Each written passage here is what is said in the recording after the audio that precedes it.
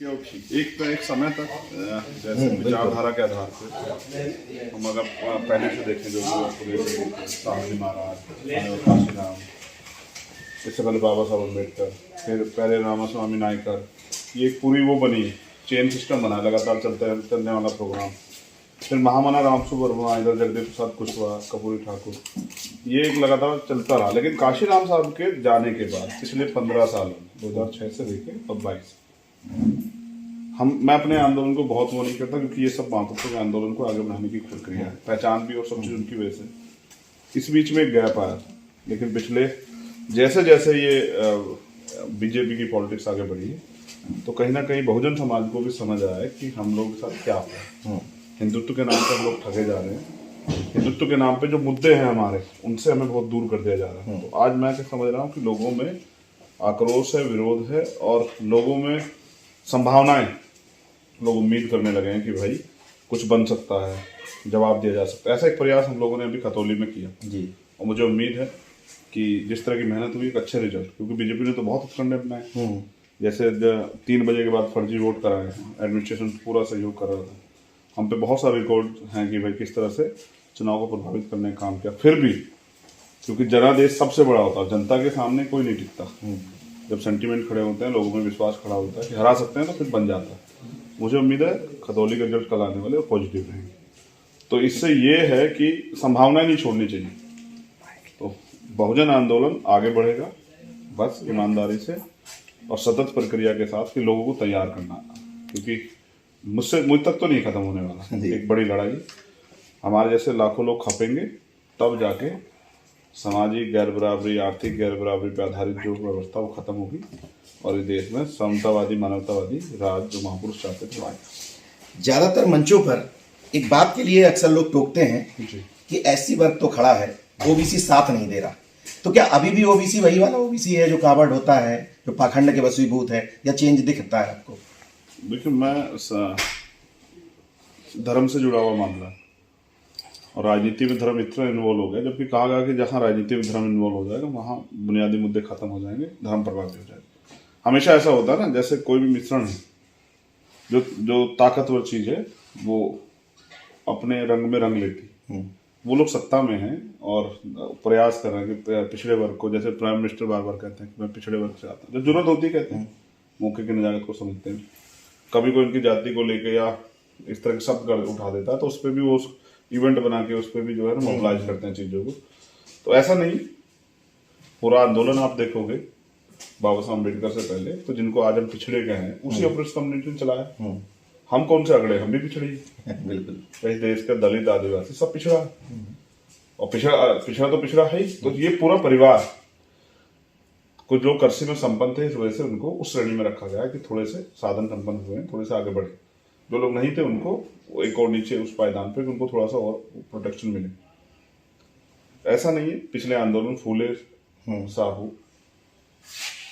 पेरियार, तमाम सब पिछड़े वर्ग के लोगों ने आज के दिन को पिछड़े उन्होंने चलाया जी, वो लगातार चल रहे हैं। बस ऐसा हुआ है कि जब कोई चीज आसानी से मिल जाती है तो फिर सुविधा की राजनीति स्टार्ट हो जाती है। बीच में यही हुआ है, और उनको लगा कि उन्होंने भरोसा किया, मतलब एक विजन बनाया गया कि आप इन पर भरोसा कीजिए, यहाँ से आपके अधिकार और जो हिस्सेदारी सुरक्षित रहेगी, और ठगे गए। आज एहसास कर रहे हैं वही लोग जो बीजेपी का झंडा उठा घूमते थे, आज वो बीजेपी से सवाल कर रहे हैं और ये कह रहे हैं नहीं, ये अच्छी पार्टी नहीं। अब देख कितने ठेकेदार थे 2022 में, जो 2017 में बीजेपी के थे 2022 में नहीं थे, और जो 2022 में हो सकता है 2027 में ना रहे, 24 में ना रहे। तो बहुत सारे चेंज हो रहे हैं। बेसिक है कि आज की जो राजनीति है नीरज भाई, जिस पे लगा ध्यान आकर्षित करें, संघर्ष की राजनीति है। काशीराम साहब कहते हैं सत्ता संघर्ष से मिलती है। हमारे नेताओं को लगता है कि सत्ता ट्वीट करने से मिल जाएगी, या रैली करने से मिल जाएगी, या फिर आप समझिए कि एक आदमी जो है सभा करने से मिल जाएगी, या जो अच्छे टिकट बांटने से मिल जाएगी, जबकि ऐसा संभव नहीं है। मतलब राजनीति यानी कि वोटों का गणित। तो अगर मैं कहूँ एक जाति सरकार बन सकती है, विधायक जैसे तो नहीं हो सकता। यानी कि हमें वो जो हमारे जैसे लोग जो आर्थिक रूप से असमानता का शिकार है, सामाजिक रूप से असमानता का शिकार हैं, जो गरीब हैं, जो कमजोर हैं, जो जिनको हिस्सेदारी नहीं मिली है, उन सब लोगों को कनेक्ट करने की जरूरत है। और तब उनको वोट की वैल्यू भी समझानी और सत्ता का प्रभाव भी समझाना कि आज अगर देश में लोग कहते हैं नहीं नहीं सामाजिक संगठन ठीक है, राजनीति तो ठीक नहीं है, मगर गजब की बात आप देखिए। मैं दो चीजों पे आपसे बात करूं। पहली बात, बीजेपी अगर इतना जिसके हम खिलाफ हो, आज हम हमारे लोग रो रहे हैं, पढ़े लिखे लोग रो रहे हैं, ये हो गया ये हो गया, किस दम पे कर लिए? सत्ता के दम पे। अगर हम अपने हितों के लिए कोई कानून बना सकते हैं अपने समाज के हितों के लिए, तो सत्ता के दम पे क्यों कानून सब लोग बने। और दिल्ली का रिजल्ट रहा है एक्चुअली 90% आबादी बहुजन समाज की, और आप मानोगे हैसियत नहीं, जो बहुजन दल और अपने आप को बहुत ताकतवर दल मानते हैं, बड़ी बड़ी बातें करते हैं, उनके पक्ष में कुछ लोग इस तरह के प्रचार भी करते हैं कि आज इस बार करिश्मा हो जाएगा, दीवार फट जाएगी, छत फट जाएगी, ये हो जाएगा, जमीन खोद के पता नहीं क्या निकल जाएगा, एक सीट नहीं ला पाए। मैं उनमें से खुद हूँ, क्योंकि मैं तो नया प्रयास कर रहा हूँ, मैं तो उस जगह हूँ नीरज भाई। आपने द्रोणाचार्य एकलव्य की स्टोरी सुनी जी। मैं ऐसा एकलव्य हूँ जिसके पास द्रोणाचार्य भी नहीं। तो बस महापुरुष जो देखे बाबा साहब अम्बेडकर, महामना राम सुब्रमण्यम, डॉक्टर जगदेव प्रसाद कुशवाहा, मानव काशन, जो उनका संघर्ष और जीवन है, उसी से सीख लेके उनको पढ़ पढ़ के आगे बढ़ रहा हूँ। और इस रास्ते में ठोकरें बहुत लगने वाली हैं, क्योंकि सिखाने वाला कोई नहीं, धीरे धीरे उन्हीं से सीख सीख के, कैडर से सीख सीख के आगे बढ़ रहा हूँ। आपने अच्छा रिजल्ट आएगा, मुझे उम्मीद है एक समय में बदलाव आ जाएगा, धीरे धीरे लोग जैसे चुनाव की बात कर दी आपने, तो पूछ ही लेता हूँ कि आप भी वोट बैंक बनाने के लिए सफर तय कर रहे हैं या फिर समाज तैयार करने के लिए? मैं समझता हूँ यहाँ तो बैंक स्थिर है ही नहीं, कब हम मोदी जी प्राइवेट करते हैं आप बताइए। बैंक नहीं बनाना बस। बैंक का मतलब होता है कि ये आपकी अपनी संपत्ति है, आप इसको कभी भी कहीं जब उनके अंदर लीडरशिप क्षमता तय करनी है। भाई क्या भरोसा है, जो भी पैदा होगा उसको बनना है, ये अंतिम सत्य है। मुझे भी एक दिन जाना है, तो अगर मुझसे बेहतर मैं तैयार ना कर पाऊँ तो फिर क्या फायदा। मेरा तो प्रयास ये है कि कैडराइज, और सबसे ज्यादा कैडराइज के साथ, कैडराइज में एक वर्ड आता है अनुशासन, और एक और वर्ड आता है डेडिकेशन। उन्हीं लोगों का आंदोलन कामयाब होता है जिनके अंदर समर्पण होता है। व्यक्तिगत हितों के लिए जीने वाले लोग व्यक्तिगत ही रह जाते हैं, मूवमेंट नहीं चला पाते हैं। और मैंने तो काशीराम साहब से देखा कि मुर्दा लोग मिशन नहीं चलाते और जिंदा लोग उठने नहीं देते। मैं बार बार इसलिए कोट करता हूं क्योंकि अगर हमें इनके रास्ते पे चलना है तो हमें इनके जैसे इनके जीवन को भी आत्मसात करना है। काशीराम चाहते तो खुद बन जाते, आप बताइए, चीफ मिनिस्टर में राष्ट्रपति बन जाते, लेकिन नहीं बने ना। और मैं उसी प्रयास में हूँ कि हम बने ना बने, लेकिन एक इस तरह का मूवमेंट खड़ा हो जाए जो सामाजिक न्याय पर आधारित हो। और सामाजिक न्याय भी हो ही जिसकी इतनी संख्या भर उसकी इतनी हिस्सेदारी है। और फिर ऐसा ना कि लीडरशिप, ऐसी लीडरशिप तैयार हो जाए जो पिछले चीजों से सीख ना ले और एक और बड़ी गलती कर बैठे। क्योंकि बड़ी मुश्किल से विश्वास बनता है, और उसके बाद एकता, वोट बहुत बड़ी ताकत होती है। अगर कोई आपको वोट देता है तो वो समझो आपको बहुत कुछ आपके लिए कुर्बान कर सकते हैं। तो आज जो यहाँ भी दिल्ली में भी हमने एक अच्छा प्रयास किया है, कहीं 1600 वोट मिले, कहीं 1700 वोट मिले, कहीं 2500 वोट मिले। यानी कि जो लोग कहते हैं दिल्ली में कोई स्कोप नहीं है, दिल्ली में लोग ठहर चुके हैं, बैठ चुके हैं, उनमें भी हमारा प्रयास है। कितने वोट में स्कोप देख रहे हैं आप? हाँ, अरे कमाल कर रहे हैं। मैंने जब मैं देखता हूँ पिछले आंदोलन को 400 वोट से शुरू हुआ है, 250 वोट शुरू हुआ है, तो मैं कैसे हार मान जाऊँ। एक तरफ हम उनको, उनके जो है अपने आप को, उनको अपना आदर्श मानते हैं, और दूसरी तरफ पहली बार में इस तरह डर जाए। आप देखो जहाँ इस बार 1600 2000 आए थे वहाँ 20,000 गए। बस उसको जमीन को, उपजाऊ जमीन को देख के तैयार करके उस पर लगातार काम करने की जरूरत है। जब भी क्लियर कट बोलने वालों की बात होती है तो एम.के. स्टालिन, और इस तरफ से नाम आता है तो चंद्रशेखर आजाद। उत्तर भारत में क्यों ऐसा बना दिया गया है कि यार बिना पाखंड किए, बिना हिंदुत्व की बात किए राजनीति हो ही नहीं सकती? ऐसा क्यों बना दिया गया उत्तर भारत में? देखिए, ये बीजेपी की सोची समझी साजिश। वो मजबूर करते हैं कि हम उनके पिच पे खेलें, उनके झंडे पे खेलें, जबकि सत्य ये है उस पिच पे खेलने वाला आदमी कभी भी जो बुनियादी काम हैं, जो वास्तविक जरूरत है, जिन चीज़ों के लिए हम लोग आंदोलन चला रहे हैं, राजनीति कर रहे हैं, उन पे काम कर ही नहीं सकता है। बिल्कुल। और आज आप देखिए, मैंने पटना हाई कोर्ट के जज साहब को सुना, वो बड़े ठाके लगा के हंसते हुए कह रहे हैं कि भारती जी आरक्षण से आए क्या। तो वो वकील साहब भी हंसते हैं, पूरी जो है पूरी न्यायपालिका में बैठे हुए लोग जो हैं उस स्ट्रक्चर में पूरे दांत फड़फड़ा के हंसते हैं। और कहिए अब क्या कहना, वो कह तो बहुत कुछ रहे थे, अब इनके कह रहे थे वो इनके फिर वो चुप हो जाता है, उनको याद आता कि कैमरा भी है। तो जहाँ कॉलोजियम सिस्टम से ऐसे जज बैठे हैं साहब, उनसे आप उम्मीद करें कि वो सामाजिक न्याय या न्याय के सिद्धांत को जो है लागू होने लगे। इसलिए मैं कह रहा हूँ कि मेरी जैसी वॉइस और जितनी ज्यादा तैयार हो जाए उतना ही समाज का फायदा। देखिए वो क्या नाम नीरज भाई, मैं एक बात आपसे जरूर कहूंगा, मैं जो लोग दूसरे दलों में उनसे भी कहना चाहता हूँ, आप मेरे ऊपर लाख आरोप लगाओ, खूब बुराई करो जितनी करनी है, मुझे छोटा बड़ा एजेंट बजेंट जो कहना है, हाँ, लगाने वाले खूब लगाते हैं, खूब वो करो। जो लोग बहुजन दलों में उनको भी कह रहा हूँ, लेकिन वास्तविकता में आप सोचो, अगर आप कहीं और भी हैं तो क्या आप अपने समाज के हितों की रक्षा कर पा रहे हैं, बिल्कुल बोल पा रहे हैं? या फिर भाई लोकतंत्र है ये? नहीं, मैं तो कहता हूँ एजेंट बोल रहा है तो तुम नहीं एजेंट हो, तुम ही बोल लो। मैं कह रहा हूँ लोकतंत्र है, इसमें संख्या बहुजन समाज की ज्यादा है, अन्याय बहुजन समाज के लोगों पर ज्यादा हो रहा है, हिस्सेदारी उनकी खाई जा रही है, अधिकारों से वंचित वो सबसे ज्यादा है। तो मेरे जैसे अगर 10-20 एजेंट बना लोगे तो शायद आपका बेड़ा पार हो जाए। अगर एक एजेंट से आप इतने दुखी हो तो मुझे लगता है कि आप अपना बेड़ा पार करना ही चाहते। आपको जो आप भी ऐसे एजेंट बन जाओ जो समाज हित के लिए अपनी जान को भी जो है जोखिम में डालने के लिए तैयार हो, अपने जो है मतलब तमाम तरह के व्यक्तिगत जीवन को भी जोखिम में डालने को तैयार हो, और जो बिना परवाह करता हो तो आप भी ऐसे एजेंट बन जाओ, तो इस समाज का भला हो जाएगा। लेकिन आप जहां भी हो, अगर हमारे व्यक्ति बीजेपी कांग्रेस में भी हैं तो मैं उनसे भी कहूंगा कि वो भी अपने समाज के हितों को, उनके मुद्दों पर बोलें, क्योंकि यहाँ ऐसे भी वर्ग हैं कि जिनको बिना मांगे ईडब्ल्यूएस मिल जाता है, और यहाँ ऐसे भी वर्ग हैं जो हत्या और बलात्कार होने पे न्याय के लिए जूते रगड़ देते हैं और न्याय नहीं मिलता, मुकदमे नहीं दर्ज होते। तो अगर ईडब्ल्यूएस के खिलाफ हैं आप बताइए, जो संविधान के विरुद्ध में है मैं उसके विरुद्ध में हुई भाई, हमें तो जो कुछ मिला है हमें संविधान से मिला, और संविधान के विरुद्ध में अगर कोई तैयार होगा तो उसका विरोध मैं ईडब्ल्यूएस के भी खिलाफ हूँ और मैं कॉलोजियम के भी खिलाफ हूँ। ये दोनों चीजें दोनों सिद्धांतों की हत्या कर, और दोनों एक दूसरे से आई हैं। देखिए अब जो सुप्रीम कोर्ट के जज बैठ के तय कर देते हैं कि साहब हमारी जाति के लोगों को आर्थिक आधार पर आरक्षण मिलना चाहिए नहीं मिलना चाहिए। अब मैंने उस पर एक तमिलनाडु का जो है वो एक ऑर्डर, वहां के जस्टिस साहब का ऑर्डर पढ़ा, जो कहते हैं कि अगर 8 लाख रुपए वाले गरीब हैं, मद्रास हाईकोर्ट ने कहा है 8 लाख रुपए वाले गरीब हैं तो 2.5 लाख वालों से टैक्स क्यों ले रहे हैं? बिल्कुल सही। अगर गरीबी का जो आधार है वो प्रति व्यक्ति आय 8 लाख रुपए है या पारिवारिक आय 8 लाख रुपए है तो 2.5 लाख रुपए वाले परिवार से फिर इनकम टैक्स में फिर जो है वो इनकम टैक्स की सीमा 8 लाख कर दो, तो कहीं 6 लाख में हम ठगे जाते हैं, कहीं हम 2.5 लाख में ठगे जाते हैं।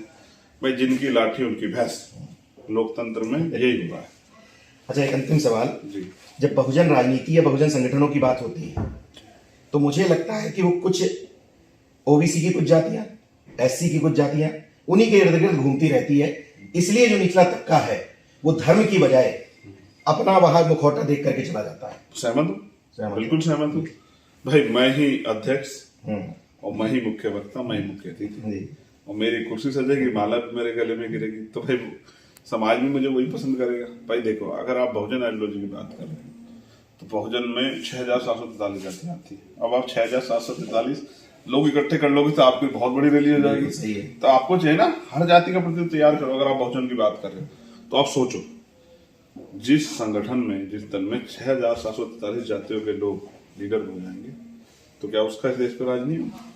वो तो अगर अपनी जाति के 100 लोग तैयार करके दिल्ली आ जाएंगे तो दिल्ली पे तो हो जाएगा। तो मैं समझता हूँ हमें समझना चाहिए कि सामाजिक न्याय के नाम पे हम लोगों को ठग नहीं सकते हैं, और अगर हम सम्मान भी नहीं दे सकते हैं तो फिर अच्छा कुछ जाते तो नीचे सम्मान ही चाहती भाई, वो अवसर तो उनको तब मिलेगा जब हम लोग सत्ता में आ जाए। क्योंकि अगर सोचो जिनकी संख्या कम है वो नहीं जीत पा रहे और सामाजिक भाईचारा वहां नहीं बना है, तो हमें चाहिए, हम पे उदाहरण है ना, बहुत सारे उदाहरण हमें मिलेंगे अवसर आने पे। हम उनको विधान परिषद भेज सकते हैं, हम उनको राज्यसभा भेज सकते हैं, हमें किसी आयोग का चेयरमैन बना, बहुत सारी चीजें करने के लिए। तो मौका मिलने पे सब कुछ हो सकता है। लेकिन अगर अभी छोटे मंच है तो क्या दिक्कत है कि अगर चंद्रशेखर नीचे भी बैठ जाए तो कोई पासी समाज से, कोई धोबी समाज से, कोई खटीक समाज से, कोई कोरी समाज से अगर वो आके मंच पे बैठ जाए तो क्या दिक्कत है। अगर जो है हमारे बैकवर्ड कम्युनिटी कुछ लीडर्स जो है वो नीचे भी बैठ जाएं तो कोई पाल, कोई कश्यप, कोई प्रजापति, कोई मौर्य, कोई शाक्य, कोई कुशवा, कोई निषाद अगर आके बैठ जाए ऊपर, तो क्यों हम उनको नेता नहीं मान सकते हैं? वो हमें नेता माने, हम उनको नेता नहीं मान सकते हैं। तो ये जो है ना, बहुत कुछ समझने की जरूरत है। मैंने पिछले आंदोलन से बहुत कुछ सीखा और मैं नहीं चाहता वो गलती दोबारा। बहुत जातियां हैं, सब लोग सम्मान चाहते हैं। जब हम खुद सम्मान की बात करते हैं तो हमें दूसरे के सम्मान का भी ख्याल रखना चाहिए, और मैं इस बात से सहमत हूँ, होना चाहिए और उनको अवसर मिलना चाहिए। आप पिछड़े वर्ग के या दलित समाज के तमाम सारे नेताओं के साथ मंच शेयर करते हुए देखे जाते हैं। बाधक कहाँ चीज आती है आपके हिसाब से? कौन सी चीज है जो बाधक बन जाती है इस यूनिटी को बनाने में? नहीं, ये सोच, नीयत का मामला है, नीयत और सोच दो। भाई अगर मैं अपने से छोटे का हाथ पकड़ता हूँ दिल बड़ा करके, बिल्कुल, तो ऐसा नहीं है कि वो मुझसे बड़ा हो जाता है। जबकि पब्लिक डोमेन में यही बात जाती है कि मैंने, भाई अपने से कमजोर का हाथ पकड़ने वाला आदमी ताकतवर होता है। बिल्कुल। अगर आप किसी को नीचे से उठाने का काम कर रहे हो तो आप ताकतवर हो, लेकिन वहां एक इनसिक्योरिटी, डर की भावना पैदा हो जाती है और वो खतरनाक है। अब मैं कहता हूं, जब आप ये बात कहते हो कि हम आंदोलन चला रहे हैं, हम सामाजिक काम कर रहे हैं या हम राजनीति समाज हित के लिए कर रहे हैं, तो अगर डर किस बात का? किसी को उठा के ला रहे हो तो डर किस बात का? देखो भाई, जो परिवार के लिए या किसी धन इकट्ठा करने के लिए या कोई प्रॉपर्टी बनाने के लिए राजनीति करेगा, उसमें डर हो सकता है। चंद्रशेखर आजाद में तो डर है नहीं, क्योंकि मैंने तो जब जमीन पे, जैसे कुछ नेता यात्रा निकालने का प्रयास कर घूम रहे हैं, क्योंकि मैं पूरे देश में घूमा हूं, तो मैंने इन हालातों में अपने लोगों को देखा है। और मैं समझता हूँ आज के समय में, क्योंकि देखिए मीडिया की ताकत हमारे पास नहीं है, मिनिस्ट्री मीडिया की, इकोनॉमिक रूप से भी हम बहुत सशक्त नहीं है, और जुडिशरी में भी तो हम नगण्य। लेकिन ये जो आरक्षण व्यवस्था से जो हमें एडमिनिस्ट्रेशन में अवसर मिला है, वही थोड़ा बहुत था। वहां भी हम सत्ता के हिसाब से हैं, सत्ता के लोग चाहते हैं तो पदों पे हैं, वरना तो कहीं कचरे के डब्बे में पड़े हुए ऑफिसों के संलग्न है। तो वोट ही की ताकत है जिसके दम पे हम सत्ता परिवर्तन करके अपनी सरकार बना के और अपने लोगों के हितों की रक्षा कर सकते हैं, उनको अवसर दे सकते हैं, और कोई तरीका नहीं है। तो इस वोट की वैल्यू को समझाना पड़ेगा, और जिस दिन ये वर्ग वोट की वैल्यू को समझकर संगठित हो जाएंगे, उस दिन परिवर्तन हो जाएगा। 2024 के लिए अगर गैर भाजपाई कोई संगठन बनता है, मतलब कोई अलायंस बनता है, उसमें बड़ा दिल करके क्या आप जाने को तैयार हैं? नहीं, मेरा उसमें सबसे बड़ा योगदान है। मेरा प्रयास रहेगा कि ये बने जी। इन लोगों को तो हम देखते आ रहे हैं, जब से सुनते आ रहे हैं, ये नेता जी, वो नेताजी, वो प्रधानमंत्री, ये अगर कोई बने तो, और मैं तो प्रयास में कर रहा हूँ, आप मेरी एक्टिविटी देखते रहा करो, मैं लगा हूँ बने, और किसी को मौका मिले और उसके नेतृत्व में हो सकता है कि बहुजन समाज का भला हो जाए। आशा कम है, लेकिन आप पहले व्यक्ति दिख रहे हैं जो आप दूसरे को बनाना चाह रहे हैं। भाई समझिए ना, मतलब हम राजनीति क्यों कर रहे हैं? अगर मतलब रोटी कमाने खाने की बात है तो कहीं भी काम करके इतने तो समाज ने इतना तो प्रभावी बना दिया है। कहीं भी एमपी मिलना बनना तो कुछ ही कर लेते। दल इसलिए चला रहे हैं कि अपनी यहाँ ताला ना लगे, कोई पट्टा ना पड़े, इसलिए हम चाहते हैं कि उनके द्वारा ही जो हमारे मुद्दे उन पे काम हो जाए। यही बहुत है।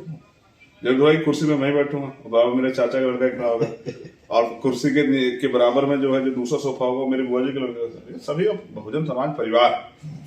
पत्नी का भी तो ख्याल रखना ठीक है, रखना चाहिए, वो भी हिस्सा है, परिवार है, लेकिन उससे बड़ी जिम्मेदारी समाज, जिन लोगों ने आप पे विश्वास किया, जो आपके लिए 24 घंटे 7 दिन तैयार रहते हैं। परिवार एक बार को कर सकता है, परिवार हो सकता है आपका वहां साथ ना निभाए, लेकिन जो आपके संघर्ष के साथी हैं, जो आपके साथ हैं, जो आपको उम्मीद और विश्वास रखते हैं, अगर आप उनका विश्वास तोड़ते हैं तो ये खतरनाक।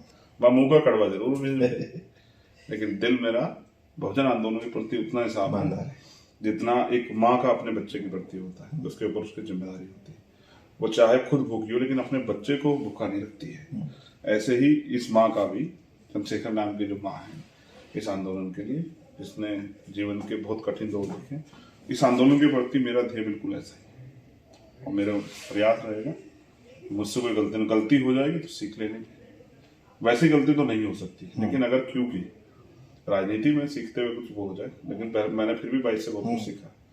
कोशिश करूंगा अब गलतियों की संभावनाएं कम हो, इसलिए ज्यादा लोगों से इंटरेक्ट लोगों से बात करता रहूंगा। जहां भी बहुजन यूनिटी की बात आती है, नेशनल दस्तक की आपसे गुजारिश है कि अगर इसको बचाना चाहते हैं तो नेशनल दस्तक को सब्सक्राइब करने के लिए रेड कलर के सब्सक्राइब बटन को दबाएं, फिर बेल आइकन की घंटी दबाएं। नेशनल दस्तक को बचाने के लिए बहुत जरूरी है कि हर खबर को शेयर करें, लाइक करें, कमेंट जरूर करें।